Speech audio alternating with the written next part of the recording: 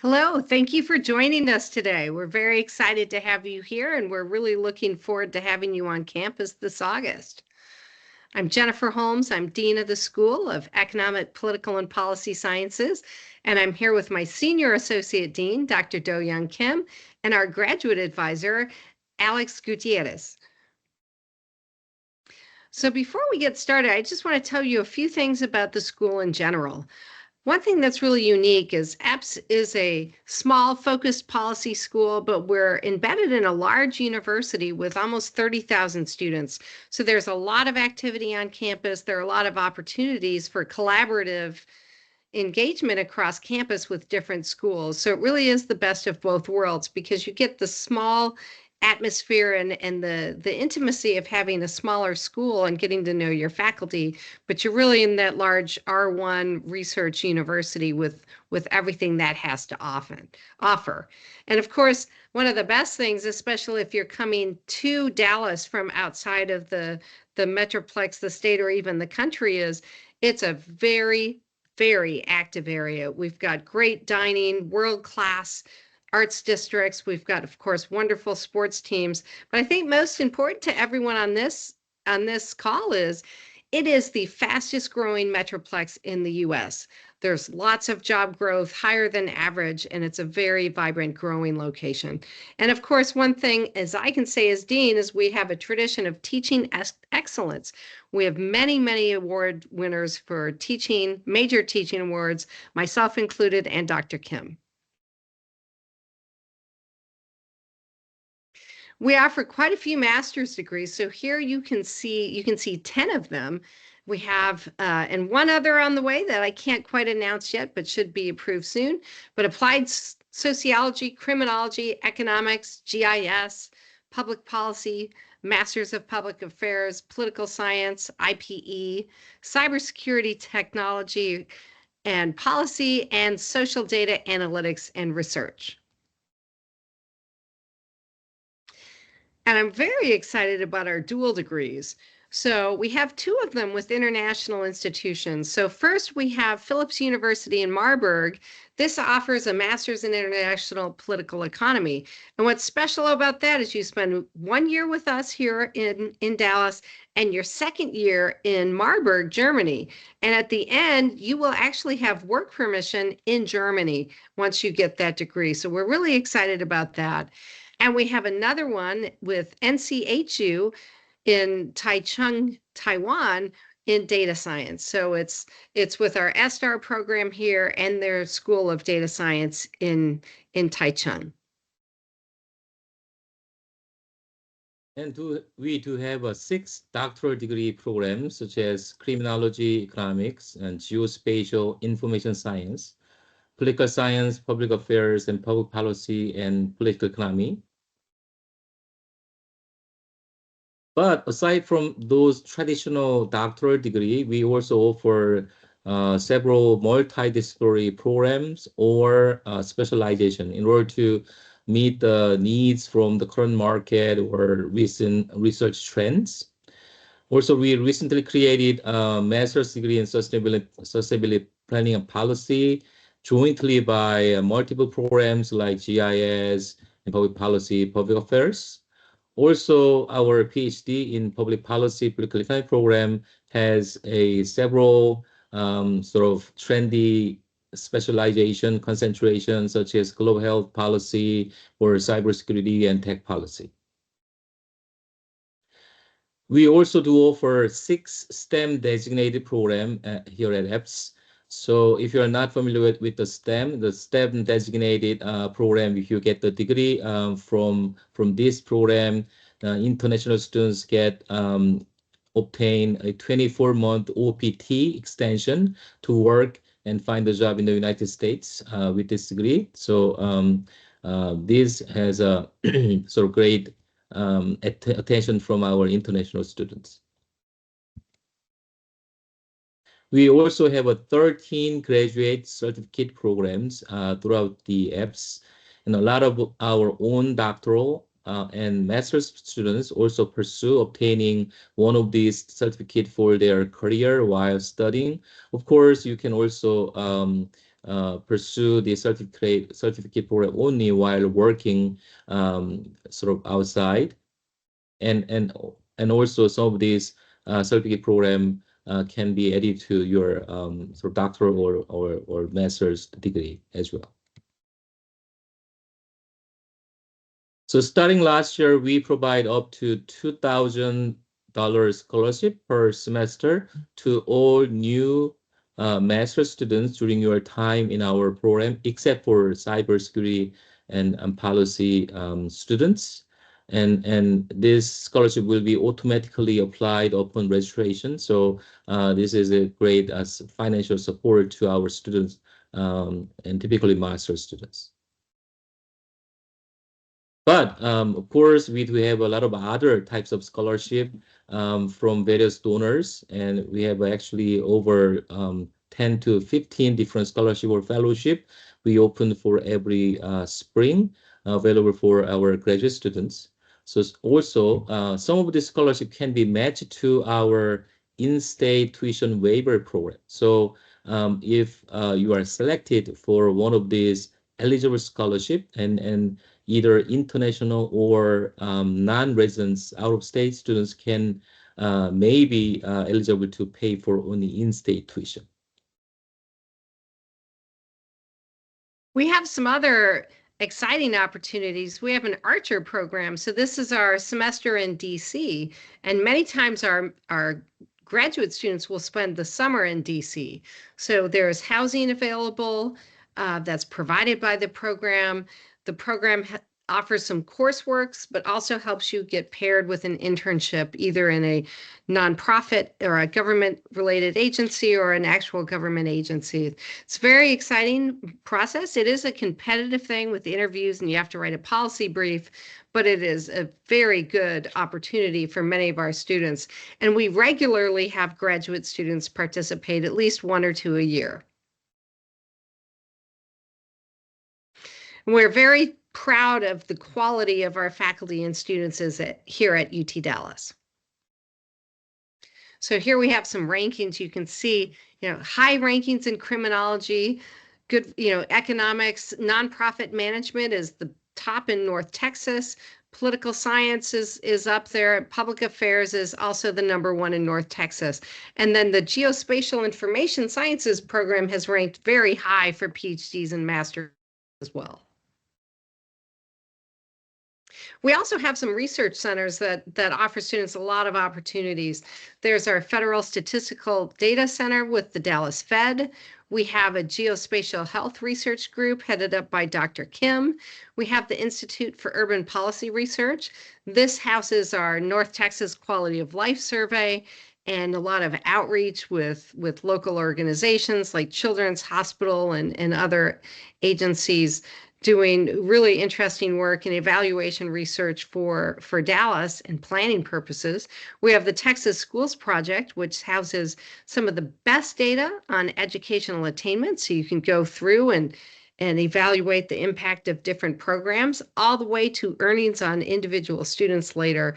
And then finally, we have the partnership with the UT Dallas Education Research Center.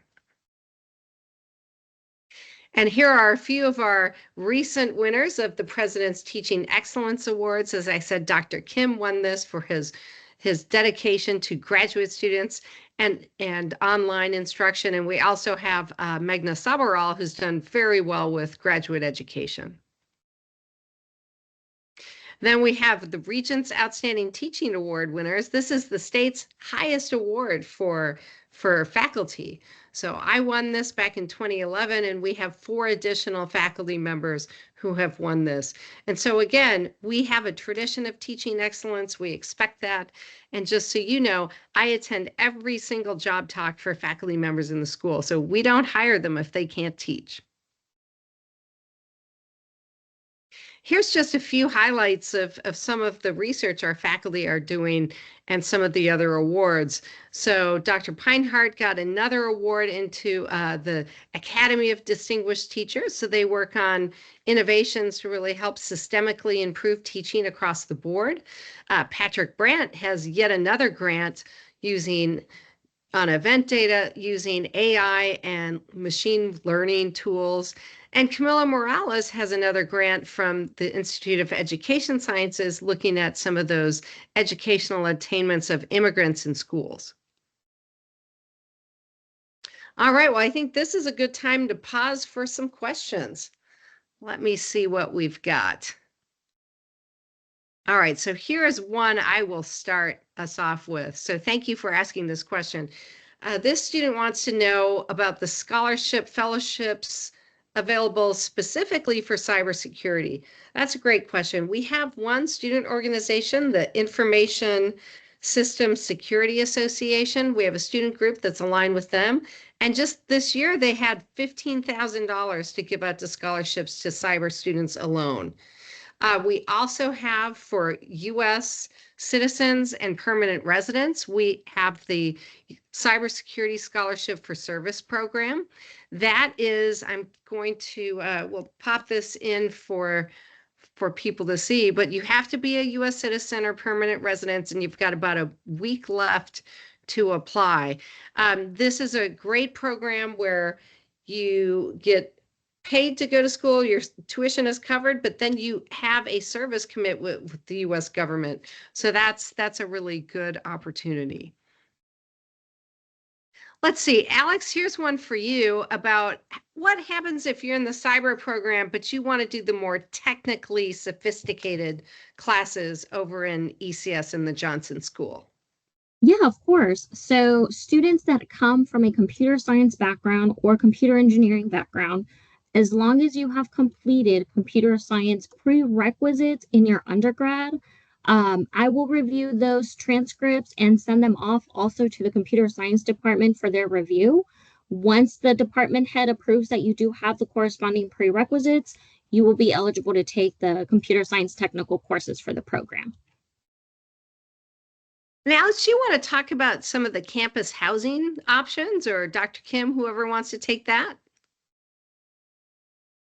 Yeah, of course. I can talk about the housing. So, well, I'll talk about student life since that is what's on screen right now. And then I think we talk about housing next. So, student life, we have over 400 student organizations, and all of our students are highly participants in all of them. The three that are on here, the Geospatial Information Sciences student organization is extremely active. They organize and put together GIS Day every single year. We also have our Criminology Graduate Student Association. They are also very active in the community. And then we have Information System Security Association. The North Texas chapter is the one that is actually the one that has been able to put scholarships together for our cybersecurity students. As I said, all of our students are very active. We've put in over 66,000 hours of just volunteer work. And then we also have our Graduate Student Assembly, which is a student-run organization at UTD that includes all graduate students.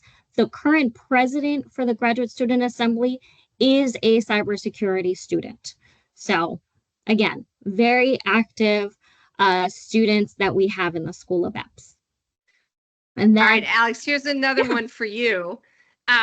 Students are asking the specific timelines to the start of the semester to enable planning and travel for international students. Yes, definitely. So the start of the semester for fall is August 25th. Usually our international office requires our students to show up at least 10 days before the start of the semester. So my recommendation to you all, August 1st, you should already be at least trying to attempt to come into the state and have already arranged housing and plane tickets and all of that for the start of the semester. So August 1st should be your tentative deadline to get everything sorted and, plan your way over here. Excellent. Here's one that I'll take. One student is asking about the frequency of job fairs, networking fairs, and clubs associated with cybersecurity.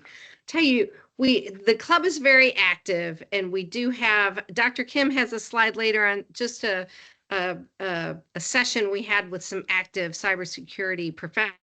So let him answer that. But I'm very excited to announce that October 2nd, we are going to have a major event on campus called Secure Dallas. So this showcases major cybersecurity companies and their initiatives, their new products.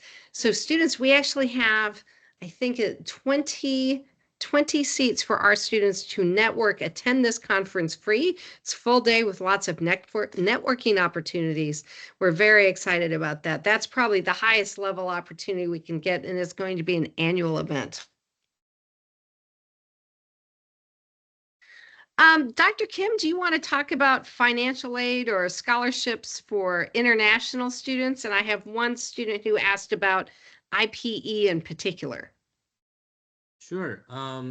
So typically, the scholarship and fellowship application window is open in late January till mid-March.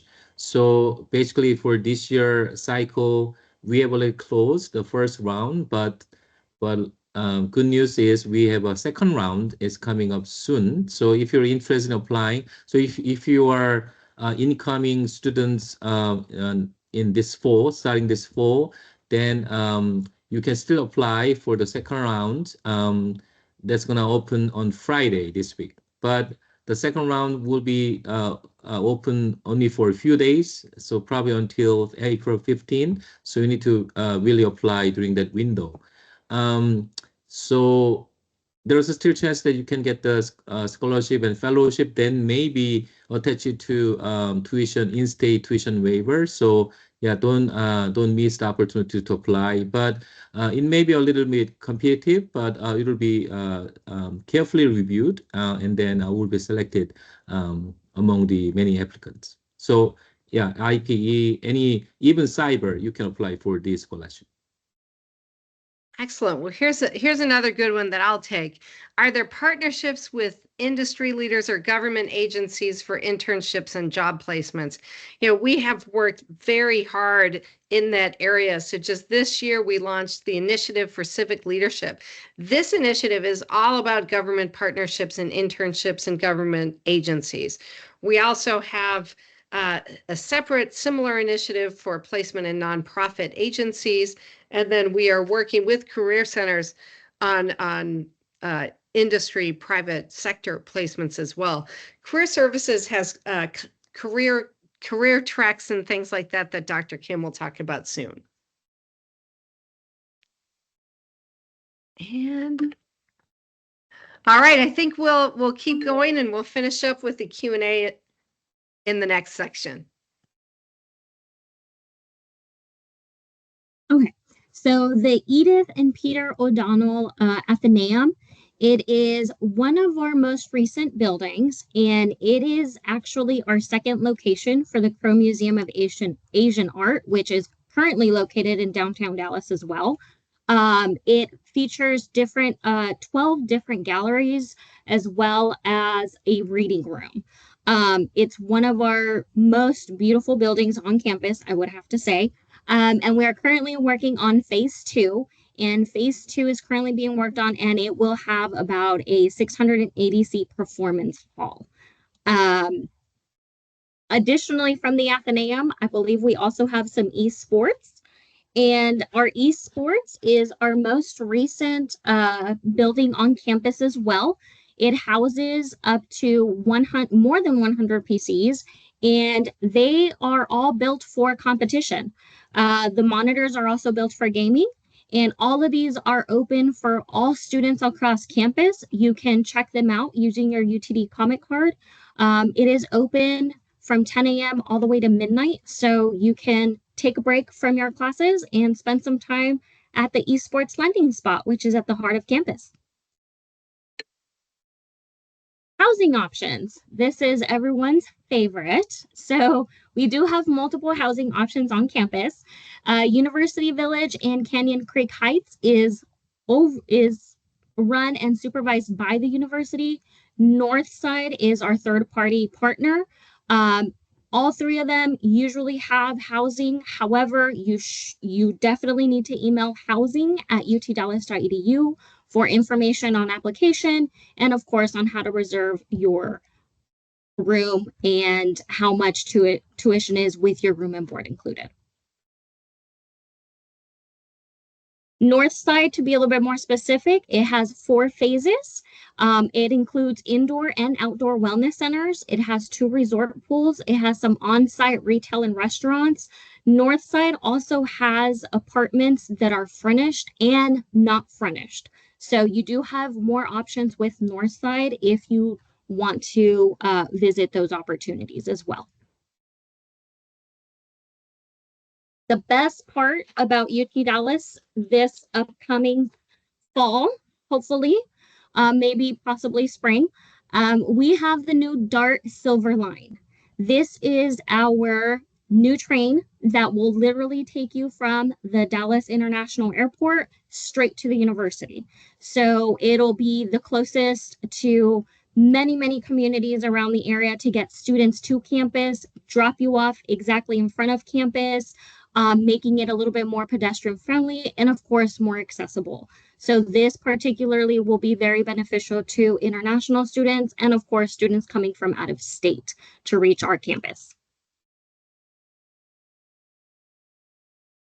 Events for our students. So our dean is very active in our School of EPPS. She definitely likes to dine with students in the dining hall, and she does like to pop up and hand out some popcorn every other semester at the beginning or at the end of the semester. So you can definitely feel free to reach out to her. She is always visible on campus. We also host student organizations or student org fairs where you get to meet the organizations in person and you get to, like I said, we have 400 plus student organizations and about 100 or so belong to the School of EPPS based on majors. So we do host a student org fair so that you can meet our different organizations on campus. Additionally, we do partner with different departments on campus.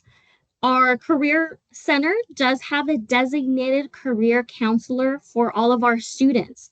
They usually do pop-ups in our building, so you can get career advice, resume check-in, interview tips, all in our building once a month by our career center.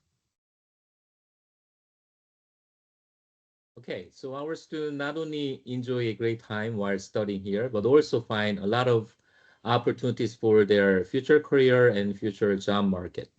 So as you know, Dallas-Fort Worth area is booming economically and also many other aspects. So we have so many employers around us hiring our EPPS graduates. And many Fortune 500 and other notable companies have their headquarters in DFW area, such as TI, Southwest, American Airlines, and so many tech companies, and also the financial company is actually coming to this area. So our alumni actually works in not only in the DFW area, also and beyond.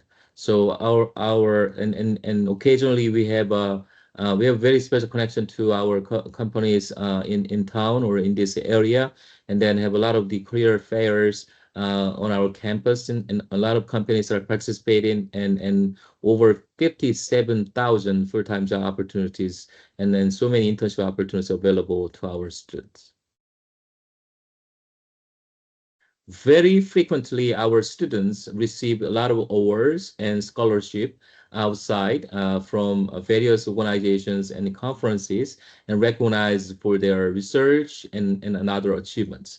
So for example, recently our PhD student in criminology got the some winner award from the ACJS, is one of the major criminology conferences, as a student paper winner. And also our PNM students also got some scholarship from ASPA. And same thing, actually, Do Hyo Jung is one of my students who got the first place in the one of the sections in ASPA as a best student paper award.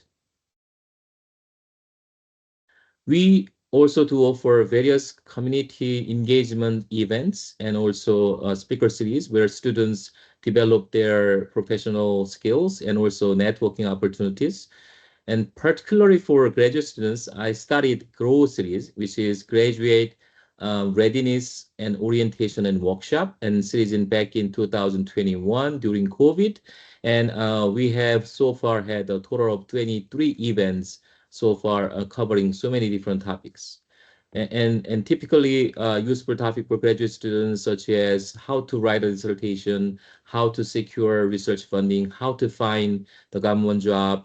So for example, this semester, we just had a one series by inviting data experts from our own McDormand library and covering how to find out data resources, access, and guidance for their research, and typically for doctoral students. And also another growth is coming up in April, late April, and by inviting Dr. Harold Gross from Market Research Answers, and he's going to cover the topic about how to apply for a corporate job, and probably very useful for our master's students. And last year, we actually feature a lot of the we invited a lot of the tech or cybersecurity experts from very notable employers or the fields. So, for example, we got a one series by inviting one from Humana and Optum, and also Amazon. They talk about cybersecurity job and how to prepare for their resume for cybersecurity and policy the fields. Of course, GameStop has a headquarters in Dallas, and then we also invited and then CIO from GameStop, of course, then CIA referrers, and then interested in our cybersecurity or other type of policy, political science graduates. Well, last year, we started a coding and math camp during the summer, actually 1 week before the fall semester starts, and particularly for those who join our doctoral or master program with a little bit of weak background in math or coding, because these technical skills are highly demanded in the job market, no matter whether they're doctoral or even master students. So we offer a week-long training, like all day, including lunch. And then we strongly encourage all our incoming students to join and participate in this camp. Of course, some master students who are interested in this camp also can join. And then they, last year, all the participants found these camps very useful. So we are going to have another, of course, the camp this coming summer. And we already schedule August 14 to 15 for math camp and August 18 to 20 for coding camp. Okay, and then we also have a try to find out as many opportunities for our students to find a job or internship, and also we also need to really match what the market needs is about. So we recently got a very good connection with the company called Podium, who offer a lot of the online-based internship opportunity with in actually big tech company like Google, Amazon, and then they actually offer a 4 career track, and that's very highly relevant to our apps majors like the data analytics or web development or coding for data. So we currently advertising these opportunities, and the students actually get our internship credit as well as their own certificate as well. Another type of the free online sort of job preparation opportunities through Forage.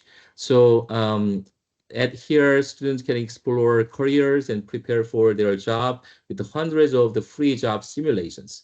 So in this about 15-minute sort of job career building simulation, you can learn about a lot of different roles in top companies and find the right fit for you. So actually, this type of tools will guide you and then how to really build up your career goal as well as your technical expertise, and to really meet what the market wants in current world.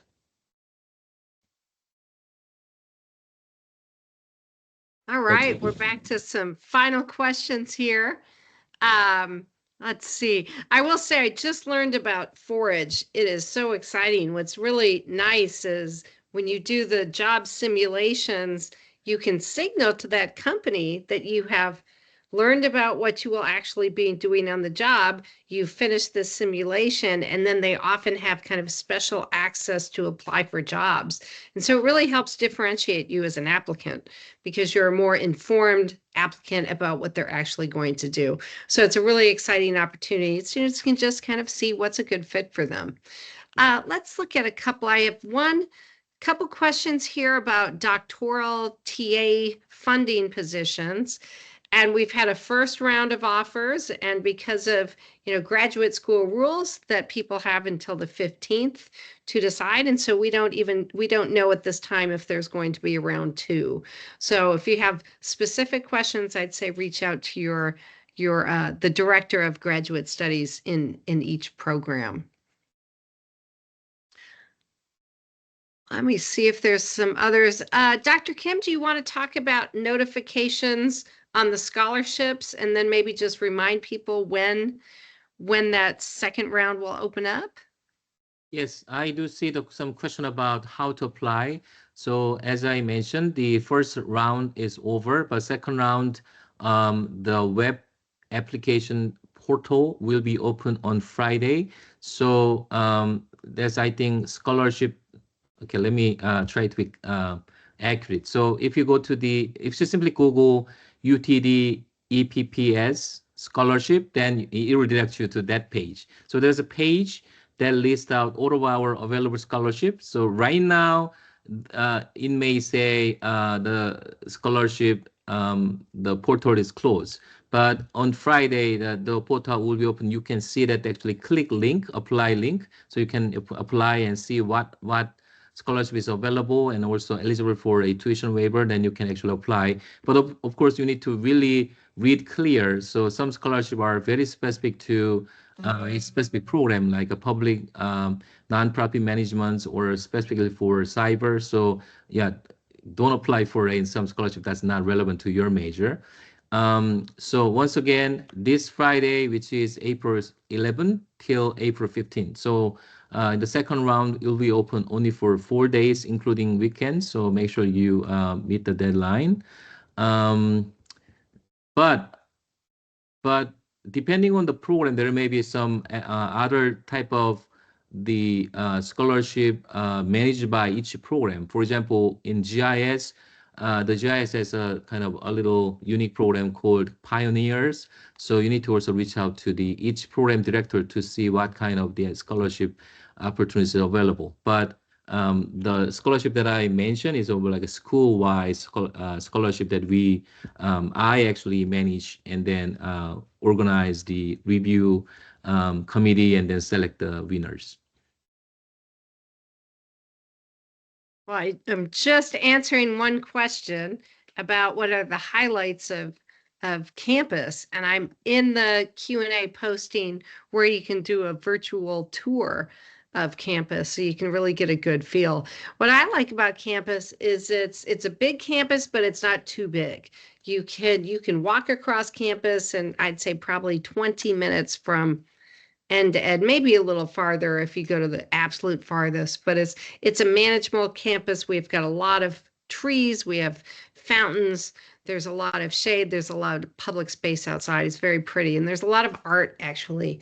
So there's a new museum on campus, and if students want to just pop in and relax in a very inspiring space, that's a great location. So there are lots of little places to reflect, inspire, and meet up with your fellow students.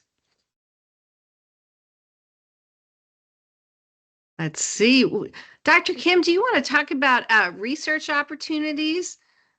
Sure. Before I talk about research opportunity, there's a couple more questions that I probably need to follow up. So the scholarship, the decision for the first round, if you haven't been notified as of now, like either selected or not selected, then that's still pending. So then that means you are it's still possible that you can be selected in the second round, but you don't need to, if you already applied for the first round and haven't heard from us, you don't need to apply again for the second round. Just wait. But if you are not selected, even in the second round, you will get the notification. So you will not be ignored. So you will get the notification, either selected, not selected, but probably by end of April, then everything will be done. So please be patient a little more. But of course, if you're interested in it, you can reach out to just send an email to our staff to see check the status. But I'm pretty much sure that you will hear from us by end of April. A lot of research opportunities through our faculty, and also even sometimes you can join in some of the funded research as well. So for example, I do have a lot of doctoral, masters, even undergraduate students who are working with me, some of them on my funded projects, and also students sometimes they can bring their own research ideas and then work and collaborate on with the faculty. So our faculty are highly engaged with the students, and they co-author a lot of the research papers as well with the students. So yeah, so there are so many research opportunities there.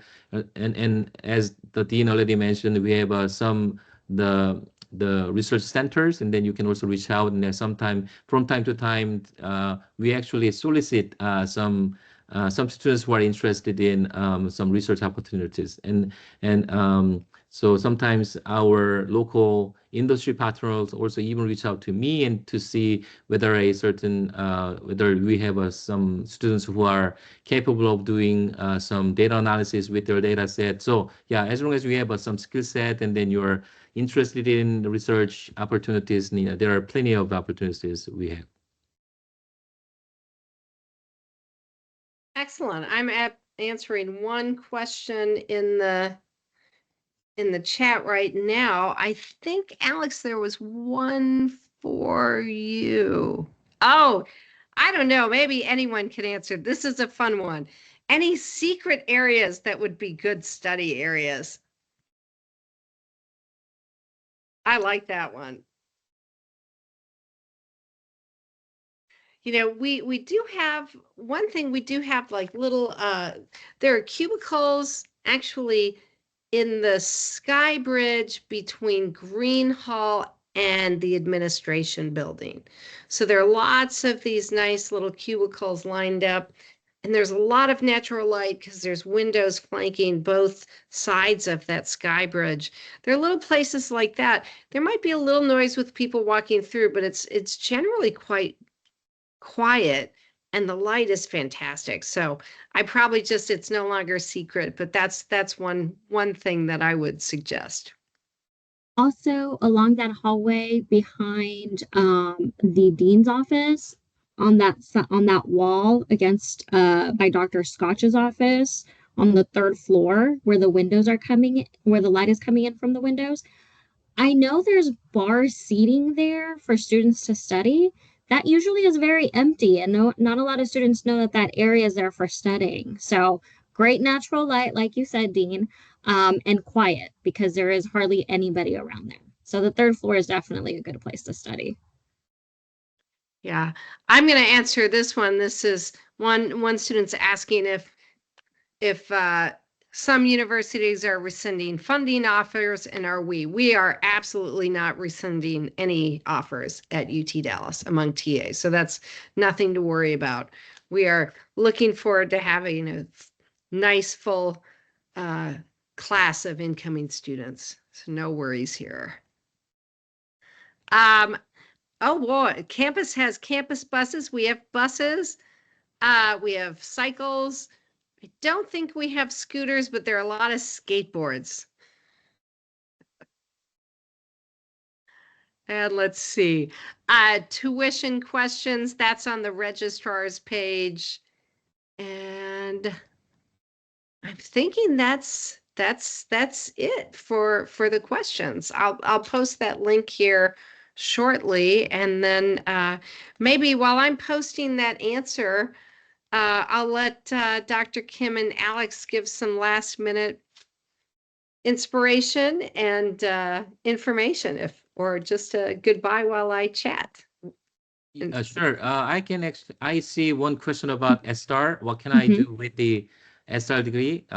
Actually, last year, we offer the grow events. The speaker series about how you could do with the SR degree because there are a lot of interest on that degree. So it is probably we studied that degree less than 10 years ago, and but our alumni already got a job in many tech company, also a lot of the governments. So they typically find a job in a data analyst or Mhm. data advisor. Of course, Mhm. they go to nonprofit, governments, also research firm and think tank. And some of them, of course, seek for a doctoral degree. Alex, probably you can add more to like where Yeah, they go, what they I do. was gonna say we also have a student that graduated that's working for American Airlines, and she's Hmm. a data analyst for American Airlines. Those are pretty much the ones that I recall. Most of them also tend to just go the PhD route instead of going right straight into the workforce. I did want to reference a question that was asking about my availability. It is peak registration. Our current students are registering, and our newly admitted students are also registering. So my schedule is already booked. However, you can send me an email directly, and I can make sure that I schedule an appointment with you. But please do not hesitate to reach out to me via email. I do answer my emails fairly quickly, and I can definitely squeeze you in. So do not hesitate to just reach out to me directly via email.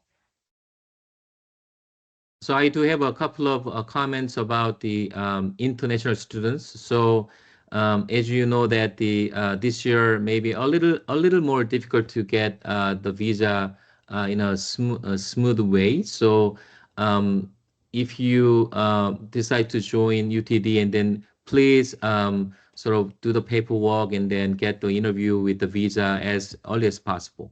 So, and then maybe if your visa is rejected in the first round for some reason, maybe you can reapply. So just kind of pay attention to the recent news and then make sure that you sort of complete your visa application almost perfectly and then minimize the risk of any risk of denial. Of course, UTD offers some visa interview preparation session as well. So check out our website and then do some preparation and make sure you come on time. Of course, if everything is okay, then you can come and join, maybe get settled down before the orientation week. So we already set the orientation dates for August, right after the coding and math camp. So there will be school-wise orientation as well as a program level orientation. But most of orientation will be scheduled between 22nd and 21st and 2nd of August. So you will hear from the school as well as the program sometime in May about the orientation and then how to prepare all the sort of as incoming students.